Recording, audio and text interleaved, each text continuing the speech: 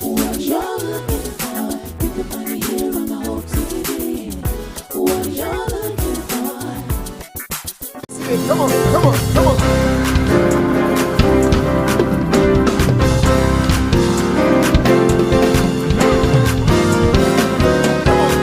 Let's sing it.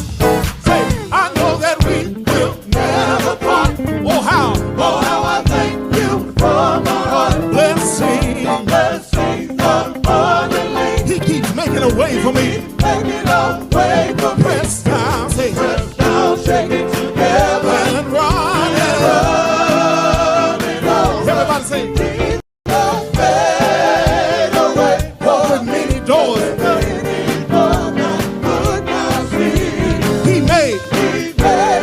For me. Let's go to the top. I need all the first sinners to sing. Come on. I know that we will never part. Oh, how I thank him. Oh, I thank you for my heart. Blessings abundantly. He keeps making a way for me. Press down, and running over. Jesus. Doors.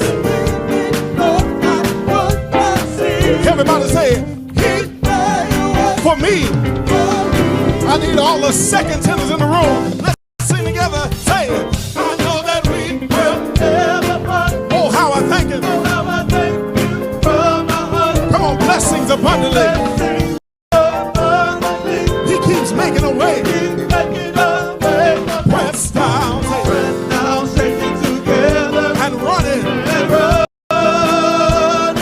Jesus made open many doors I could not see.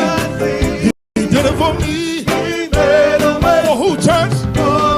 All right, here we go. All the baritone and the bass. Come on, Shelby. I know that we will say it again. Come on, blessings abundantly. He keeps making a way. Press down, say, and running. Jesus. Open many doors I could not see. He did it for me. For me, come on. Let's put it together, everybody. Just the voices. You say, I know that. I know that we will never part. Oh, how I thank you. Oh, how I thank you from my heart. Blessings abundantly. He keeps making a way. Press down, say, y'all stay with me. Come on.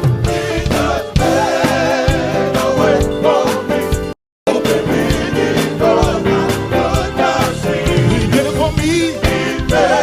Stay right there. Come on, say, he made.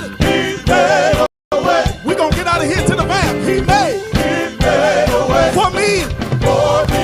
Clap those hands. Here we go. We're going to say, every time I turn around, he's making a way. Can anybody believe that today? Every time I turn around, he's making a way. I need you to put your hand in the air and say, every time I turn around, he's making a way. Come on, everybody, every time I turn around, he's making a way. Put your shoulder in it. Here we go. When will it come through? Every time. When will it come through? Every time. Come on, everybody, sing it like you mean it. Every time. Every time. Every time. Here we go. Say, oh, every time. Every time I turn, he's making a way. Come on, say, every time. Every time I turn around, he's making a way. Bring it up. Oh, every time. Every time I turn around, he's making a way. I need to see those hands in the air. Say, every time. Every time I turn around, he's making a way. Stay right there. Say, every time. Every time I turn around, he's making a way. I need those that love old school God.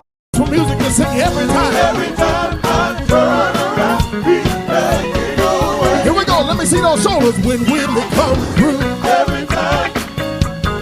When will it come through? Every time. Let me see you move. When will it come through? Every time. That's a question and an answer. When will it? Every time. Come on, say, oh, oh, every time.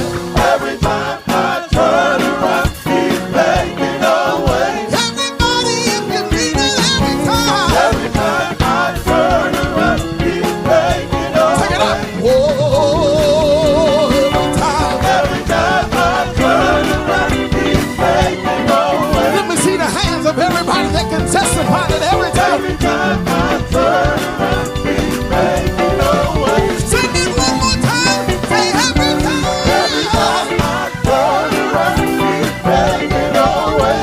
Come on, sing it like you mean it. Say every time. Every time I turn around, he's making a way. Let's go. Here we go. When will it come through? Every time, When will it come through? every time, When will it come through? every time, Stay right there. When will it? every time, Stay right there. When will it come through? every time, When will it come through? every time, Come on and sing it. When will it come? every time, Come on. When will it come through? every Here time, we go. Oh, oh, every time. every time I turn around, he's making a way. Somebody get. Greetings, and this is the day that the Lord hath made. Let us rejoice and let us be glad in it. I want to welcome you to Biblecast with the House of Hope. I'm E. Dewey Smith, and I'm so excited that you've tuned in to our Biblecast, our Bible study on today. Do me a favor, call a friend, call a relative, call an associate, call a neighbor, and let them know that Biblecast is on the airwaves. It's going to be an amazing, amazing time. We're excited about that. I'm excited to have everyone who's tuned in today, whether it be through Apple TV, Roku, Amazon Fire TV, Twitch, YouTube, Facebook, the various websites, or even WLVO Channel 21 here in Atlanta on local television. However you've tuned in, I'm grateful for your viewership, and I pray that the blessings of God will find you where you are. Listen, if this is your first time tuning in to one of our services, one of our Bible studies or worship services or TV shows or broadcasts, do me a favor, type the number 1 in a virtual chat. If you're watching through a platform that has a virtual chat, just type the number 1 in there. And that way members of our virtual community can appropriately welcome you to our family. So it means the world to me that you're here. I want to welcome you again to the 4th quarter of 2024. You know, in football, I played football and was an athlete in football, still involved in football now at the collegiate level. And when we're playing football or I'm on the sideline with the team now, when we enter into the 4th quarter and the game is still being played, we have a typical ritual of we lift 4 fingers. That means that the 4th quarter is the quarter that we're going to win, because often in football, games are won or lost in the 4th quarter. And I'm here to tell you that we've made it to the 4th quarter of 2024. And I want you to believe today by faith that you're going to win this quarter. That whatever needs to be changed in your life, it can be changed, that you're going to walk in victory and total power. And to that end, let me also invite you, if you want to go ahead and get a copy of today's outline, you can go to the website www.hohatl.org and click on the resources link there, and you will see the Bible study outline that corresponds with today's lesson. And so you'll see the date on the top of that Bible study outline and notes, and so you can study along with us. You can download them, and have a few pastors who actually use our Bible studies for their Bible studies or their small groups or leadership meetings. Listen, take the ball and run with it if it can be a blessing to you. We try to do everything from a biblical perspective so that you know that it's sound and it's structured and can be used to change lives. And so we're excited. You know, our goal, our vision here at the House of Hope is to let people know that life with God is better in every way, every day. And that's our vision. And our mission is to introduce people to Jesus Christ in order to produce kingdom citizens so that we can reduce Satan's impact on the globe. And so as a result of you sharing with us, I want you to leave here with hope. I'm a hope dealer here, and we'll give you a daily dose of hope so you will know that life with God is better in every way, every day. Now, for this fourth quarter, we're talking about how do I experience a better life and how do I desire change? How do I develop a heart for change? A lot of people want to experience a better life or know that life with God is better in every way, every day because they don't have a heart or a desire for change. And so we want to talk about heart prep. And I was talking to a good friend of mine earlier who's been having some fainting spells for the past 5 years and going to the doctor and very, very weak, several days a week because of the conditions that are happening in the heart. And sometimes I believe the enemy attacks us in the area of our heart because it's so important about what the heart represents. And so desire begins in our hearts, a desire for a better change. We often hear phrases like having something in my heart or losing heart, which typically will highlight how deeply our emotions and our attitudes connect to our inner being. But this month, we're talking about the different aspects of the heart and what it truly means. Because how we understand heart from the physical is different from how heart is presented in the biblical. Very, very important. And you have to be very careful to not bring those pre-understandings in terms of heart to superimpose your thoughts about the heart on the text. It's very important because when we talk about heart in the natural realm, the heart is that muscle, um, the Lord, in the left side, about the size of a fist, the left side, right below the chest, above the rib cage. That is the vital organ. It is a vital organ. If not arguably the most important of all the organs, the heart.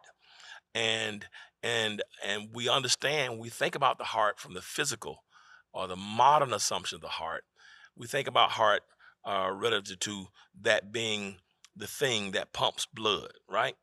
It is that thing that um, has a connection to the brain or the nervous system, right? So when we talk about heart, this with the capillaries and the arteries, the thing that pumps blood to the rest of the body, right?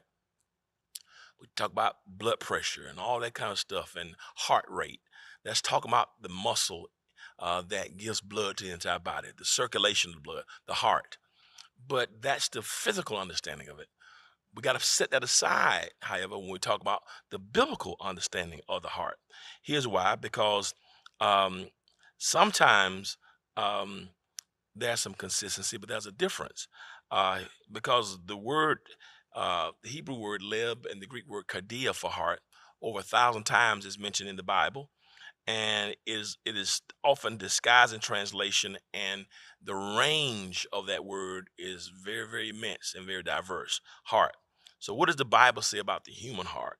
Um, how does our understanding of the heart help us to prepare for change?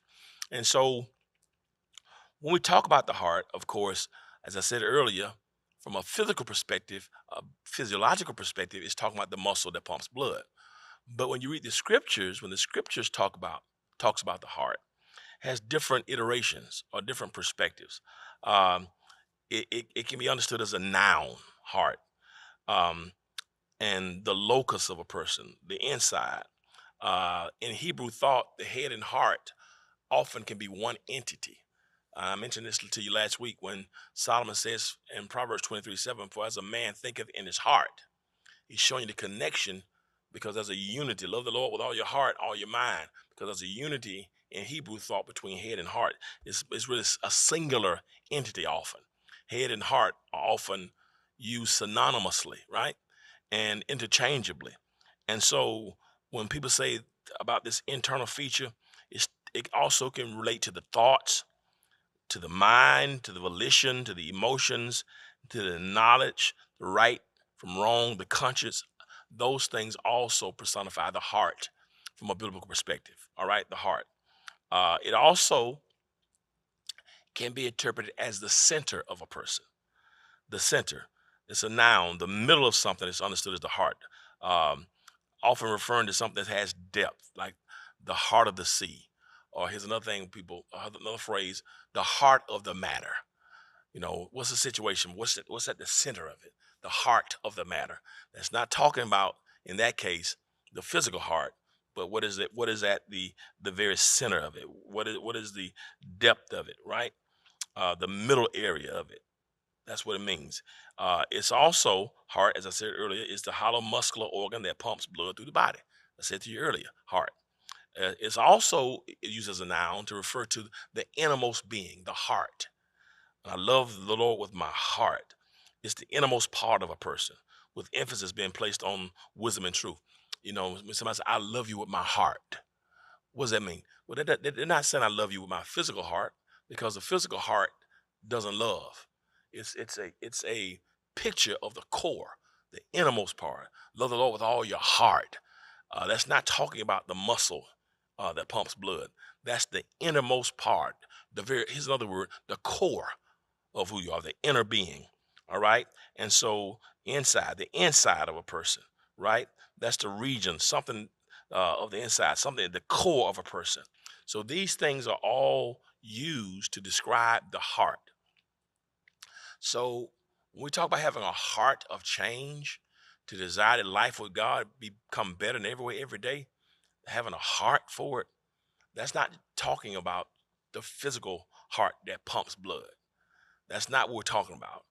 At your core, the inner being, um, the values, your innermost, um, the center of who you are, right? The middle of who you are, the depths of who you are, the innermost person, right? That's the word we want to use for heart. And it's very, very important, because until we get that desire from the innermost to want change, the innermost to know that life with God is better in every way, every day. And so it's very important that we do that. Here's why. The book of Jeremiah, chapter 17, our key scripture, verse 9 and 10 says, the heart is deceitful above all things.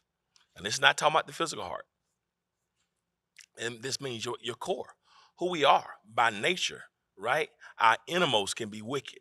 It can be deceitful. Who can know it? Who can search it? I test the mind. I give it every man according to his ways, according to the fruit of his doings. So there's something on the inside of us that can be very, very wicked at our core. It can be deceitful. And so we talk about, number one, the deceitfulness of the heart, which means that means it can be uneven. It can be bumpy. The terrain can be bumpy.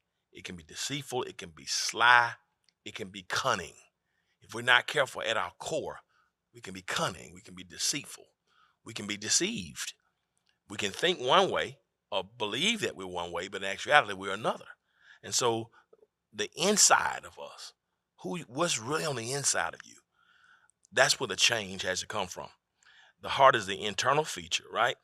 And it deals with the inclination, the inner self, the disposition, determination, the courage, the will, the intention, the consideration, the reason, and so that word leb in Hebrew, it's used over 581 times in Hebrew thought, and very, very important. So one's inner self can be deceitful. One's inclination, one's disposition, one's determination, one's courage, one's will, one's intention, one's attention. Those things can be deceitful, right? And it is described as being deceitful, indicating that if you're not careful, if we're not careful, something on the inside of us can lead us astray. It can misguide us. It can create a false sense of reality. That can be a hierarchy of deceitfulness, right? And the heart can be desperately wicked. It can be incurably sick. The core, at your very base, it can be affected by external and sociological factors that change who the person is on the inside. And so with those things being said, we have to know that it's very, very important. This is what Solomon said in Proverbs 28:26. Those who trust in themselves are fools, but those who walk in wisdom are kept safe. That's Proverbs 28:26. Talking about trusting on the inside of yourself, at your core, at our core. Matthew 15:19 says, for out of the heart come evil thoughts, murder, adultery, sexual immorality, theft, false testimony, slander. On the inside, if the core, the innermost, the basis, the substratum, the place from which the foundation, who you are, who we are on the inside, if that is vexed, if the center is faulty, the core is faulty, everything else is going to be faulty. And the challenge is sometimes you can think that I'm good, but I'm really not good. Sometimes pain, sometimes sin, sometimes trauma can form the core of a person. And we end up not walking in the ways that God wants us to walk in. So that's number one, the deceitfulness of heart. Number two, the divine understanding versus human understanding. So what Jeremiah says in Jeremiah 17:9, the heart can be desperately wicked. Who can know it? Who can know it? Who can understand it? That highlights the human being's struggle to fully comprehend our hearts. Am I right on the inside? Am I really right on the inside? Am I really right on the inside? We can deceive ourselves if we think we understand our hearts. Sometimes you think you know who you are. Sometimes we think we know who we are. But what we think is not really reality. Sometimes we can think that we're better than what we really are. The heart can be deceptive, right? Who can really know it? Our emotions, our desires, our thoughts can be intricate and sometimes contradictory. The heart, the core. Who are we at the core, the center, the innermost? And when the area of the emotions, the desires, the thoughts, it can be very intricate and it can be contradictory. In other words, we can say one thing, right? And yet another be going on the inside of us. It can be very, very contradictory. So what we have to understand is, and sometimes we say, I got a good heart. Are you sure? Because the truth of the matter is, Jeremiah says, nobody can know it. He says, and God says, I, the Lord, search it and I test it, even to give every man according to his ways, according to the fruit of his doing. So you don't know your heart. Sometimes we say, and I've said it too, I got a good heart. Are you sure? Are you sure you got a good heart? What do you mean, I got a good heart, or my heart is right? Are you sure about that? Are you sure? Are you sure your heart is right? Who told you your heart is right? Because sometimes what you think is happening on the inside is not that. And so what Jeremiah says, only God really can know it. So we really have to ask God, show me if my heart is right. Sometimes we make the assumption that it's right, but that's based upon human understanding and not divine understanding, right? And so Paul even says about that in Romans 7:15, I do not understand what I do. For what I want to do, I do not. What I hate, I do. He said, when I desire to do good, evil is all around me. The thing I said I wasn't going to do, Paul says, that's the thing I find myself doing. I said I wasn't going to do it. I said one thing, but at my core, my innermost beings, what was on the inside did not line up with what I was saying. My very core didn't line up with my conversation, right? My what was on the inside of me, right? That was a discombobulation or contradiction between what I was saying and what was really going on inside. And Paul just said, I say one thing, and the thing I said I was going to do, I don't do it. Sometimes the thing I say I'm not going to do, I do that. The issue, he says, there's something going on in the inside. Not with this muscle that pumps blood. No, stop rebuking that. That's not the issue. The heart, that muscle in your chest, is never cursed nobody out. But we're talking about the core of who we are. And that's why the psalmist said in Psalm 139, 23 and 24, search me, God. Know my heart. And I know my anxious thoughts. And know my anxious. See if there's any offensive way in me and lead me in the way everlasting. Psalmist says, I can't search it because I don't know it. So do me a favor, God. I think I'm okay. But since I'm not sure, you search me. Search me, Lord. Search me, Lord. Shine a light from heaven on my soul. And if you find anything, when you find anything that shouldn't be, take it out and strengthen me. You know when I'm right. You know when I'm wrong. You know where I go. You know where I belong. You know my secrets too. You know what I do, and you know all my secrets too. So search me, search me, search me through and through. Search me, Lord. Search my heart. Search my heart. While I'm down there praying, Lord, search my heart, because we don't have the ability to know it by ourselves because it can be deceitful, right?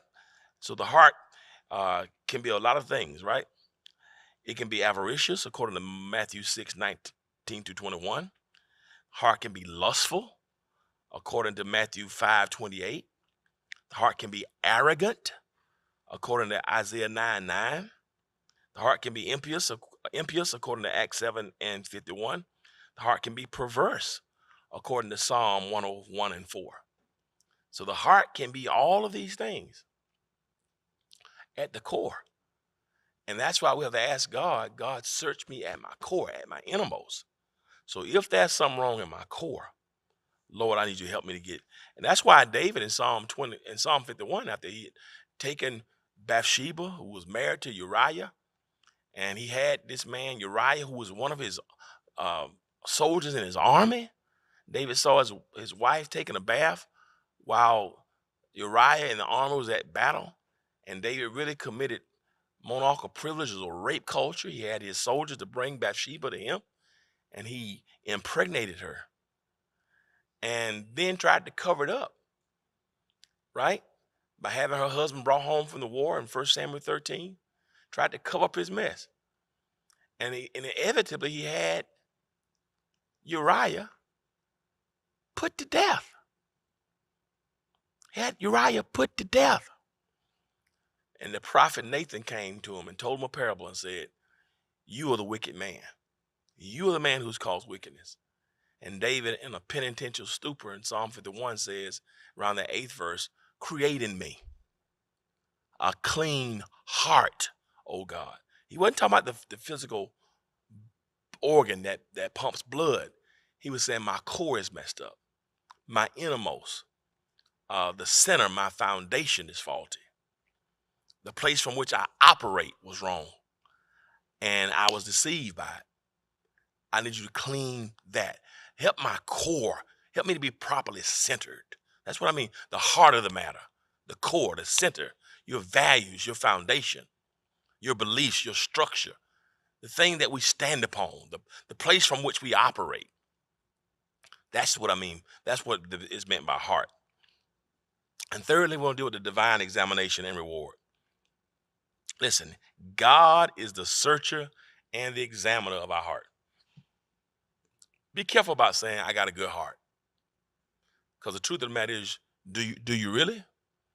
And upon which basis do you make that statement? Because sometimes you can be deceived. And sometimes you're not careful, that can be prideful, conceitful, conceited, and arrogant. It's probably best that I try to have a good heart. But don't put too much confidence in your assessment of your heart. Because the heart can be deceitful. It can be wicked. And it can be very, very, it can be very, very concealed. And it can be very, very cunning. So we have to ask God to be the searcher and the examiner of our heart. His omniscience and God's ability to see beyond the surface, he sees our true motivations. See, sometimes people do things in public and it looks like it came from a good place, but the motives are wrong. The motivation, the intentions. Just because people do a good deed, don't mistake a person doing a good deed to mean that person has a good heart. Sometimes people do good deeds for the wrong motives. Sometimes people will do a good deed because they want credit, they want to be pumped up, and so you have to be careful that the intentions and the heart and the beliefs and the reasons. What is your why? Your why. Why do you do that? Why do you operate from that perspective? Why do we operate it? So God's omniscience, that means God's all-knowingness. God's omniscient, all-seeing, all-knowing. And that's why he's able to see beyond the surface actions and see the true motivation behind them that provides divine equality. Listen, the promise of reward according to conduct underlies the importance of living righteously, right? The promise of reward, if my heart is right. And that's the thing even about David. David is called a man after God's own heart. But although he's a man after God's own heart, he had to pray, creating me a clean heart. How does a man after God's own heart have to pray, God created me a clean heart? You know why? Because at David's core, right? At his core, he wanted to have a clean heart. At his core, he wanted to have the heart. He was trying to get the heart of God, but because the heart is deceitfully wicked. That's why you and I have to be careful about saying, my heart is right. I got a good heart. You don't know that. So it's best to say, I want to have a good heart. I try to have a good heart. I pray my heart is right.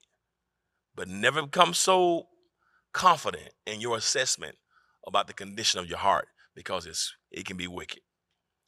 Right? 1 Samuel 16, it says, but the Lord said unto Samuel, do not look at the appearance of the height, for I rejected him. Listen, for the Lord does not look at the things people look at. People look at the outward appearance, but the Lord looks at the heart. I was talking about one of Jesse's sons that David was considering, was he going to be the next king of Israel? And he was a very nice looking fella.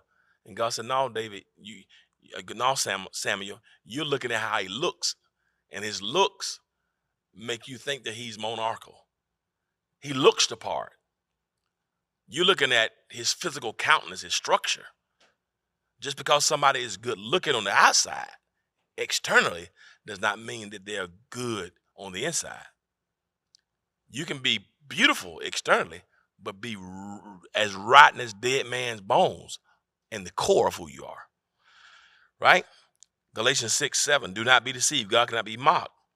A man sows what he reaps. Whatever he sows to please the flesh, from the flesh he will reap destruction. Whatever he sows from the spirit, please the spirit, from the spirit he will reap.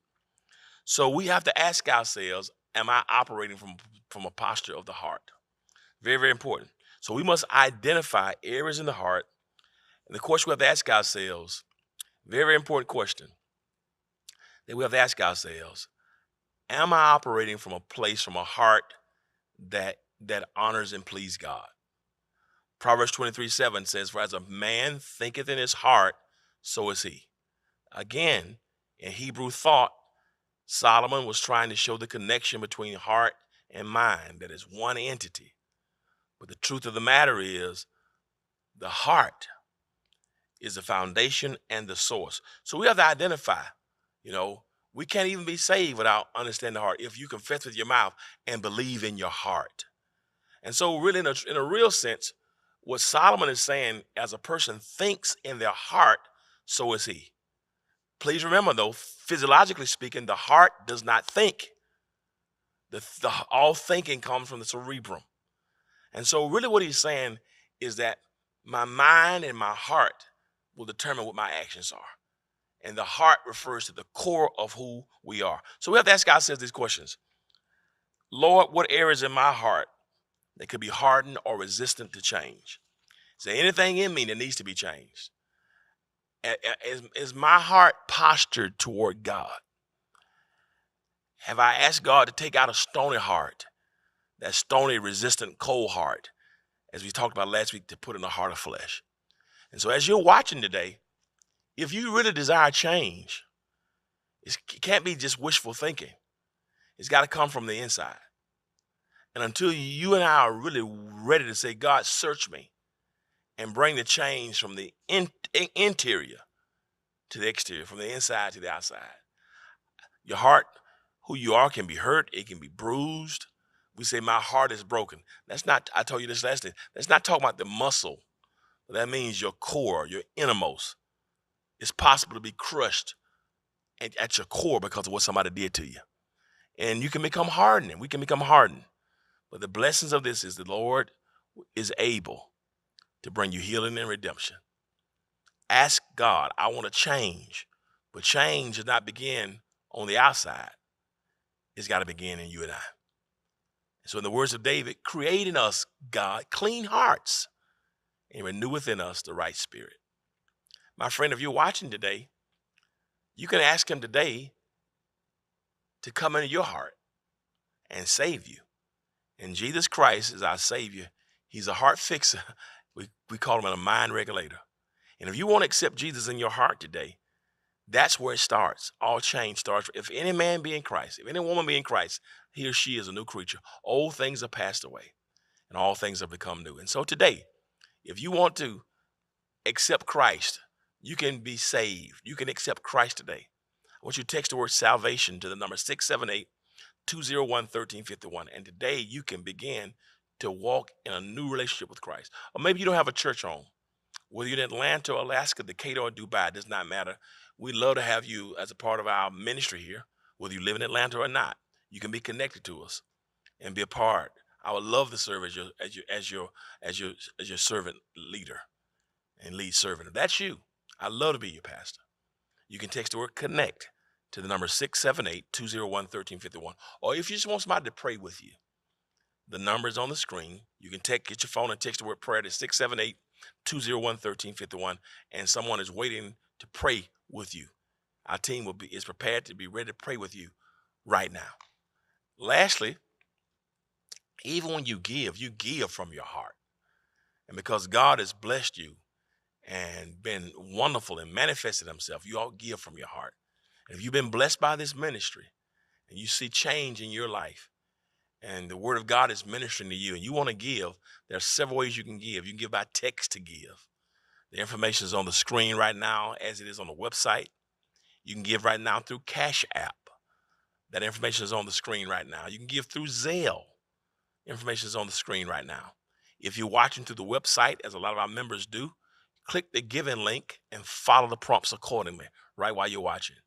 Or lastly, if you want to send it to the P.O. Box, our P.O. Box is 361-499, Decatur, Georgia, 30036. Again, P.O. Box 361-499, Decatur, Georgia, 30036.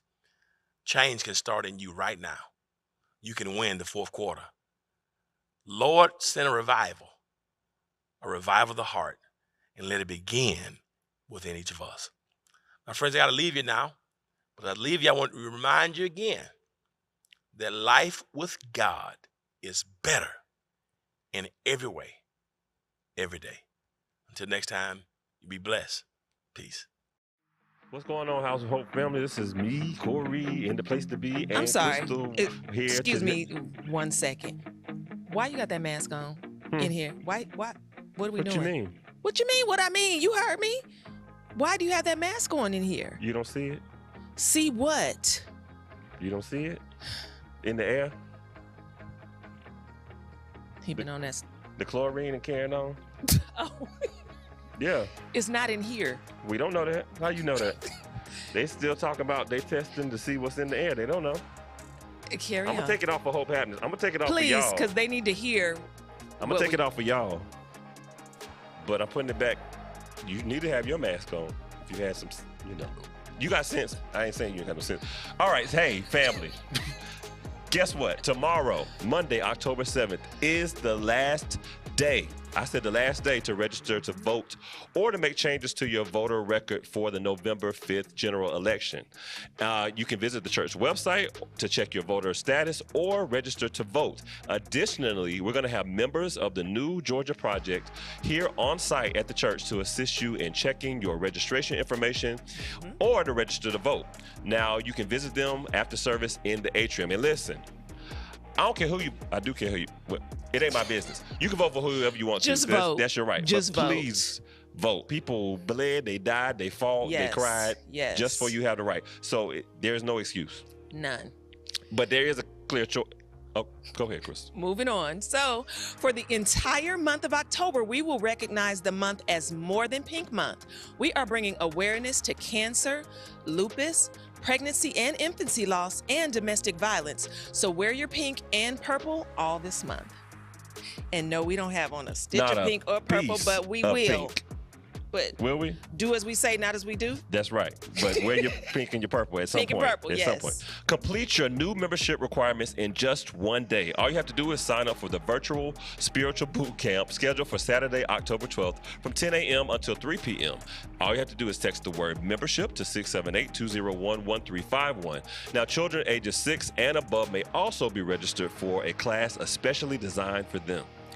Join the deacon wives and mothers on Saturday, October 19th for a special brunch celebrating the spirit of femininity and community at the Denim, Diamonds, and Pearls Mothers and Deacons Wives Brunch. All right now. That was a mouthful, That's a but lot. yes, okay. This one-of-a-kind event blends casual elegance with a touch of sparkle, bringing together women of all ages to engage in interactive activities and meaningful conversations. From denim decorating to pearl jewelry making, this brunch promises a memorable experience filled with creativity, connection, and inspiration.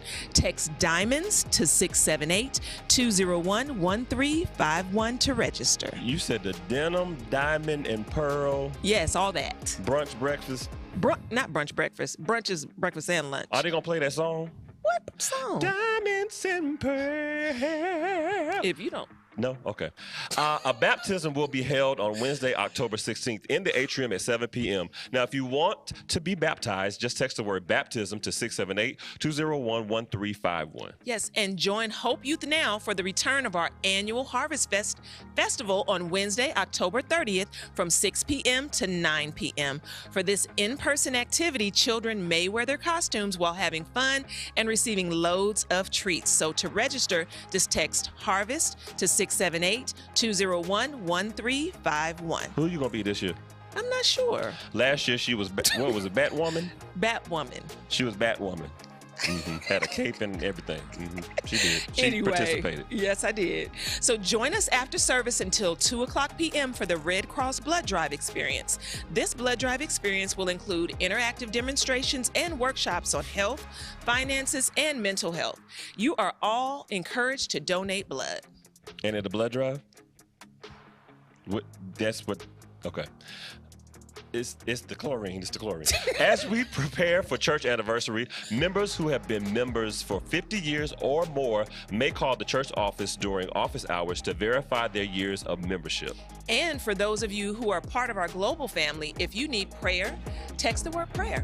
If you'd like to be saved, text the word salvation. If you need care, text the word care. And if you'd like to become a member of the House of Hope Atlanta, text the word connect to 678-201-1351. Crystal, it's October.